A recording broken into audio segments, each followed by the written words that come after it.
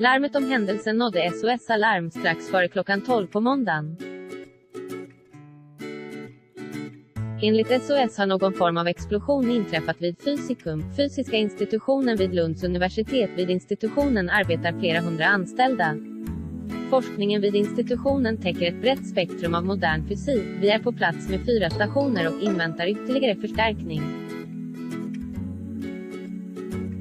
Bland annat kommer en kemambulans från Perstorp att finnas på plats, säger Torbjörn Krokström, inre befäl vid Räddningstjänsten Syd. Enligt inledande uppgifter skulle det röra sig om en kraftig explosion på plats, och att en fasad skulle ha fått skador. Inledningsvis var det oklart vad som inträffat. Nu vet vi att det är en kompressor i byggnaden som exploderat.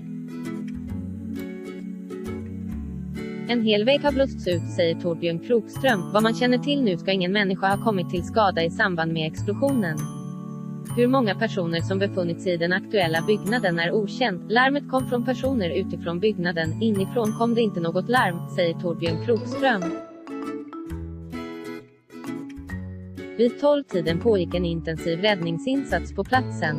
Stora resurser finns på plats, det finns naturgas indraget i byggnaden och det kan läcka, därför har hela komplexet evakuerats på folk. Vår personal använder sig också av skyddsdräkter, säger Torbjörn Krokström.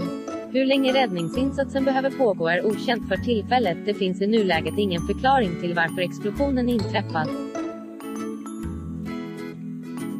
Vittnet kände tryckvågen i bilen. Ett vittne som körde förbi platsen strax före smällen berättar att han hörde en kraftig smäll. Det small ordentligt, riktigt högt.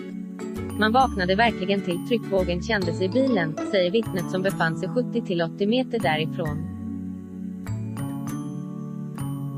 I samband med explosionen såg han hur plåt och gul isolering flög ut ur huset. Det landade flera meter därifrån.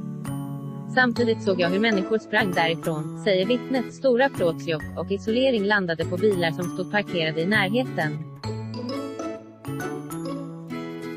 Oklara omständigheter. Kim Hill, polisens presstalesperson, uppger att polisen är på plats med flera enheter. Nu försöker vi evakuera och få undan folk. Men det finns inga uppgifter om att någon har kommit till skada, bekräftar Kim Hill. Avspärrningar ska vara upprättade omkring 100 meter från platsen, enligt polisen.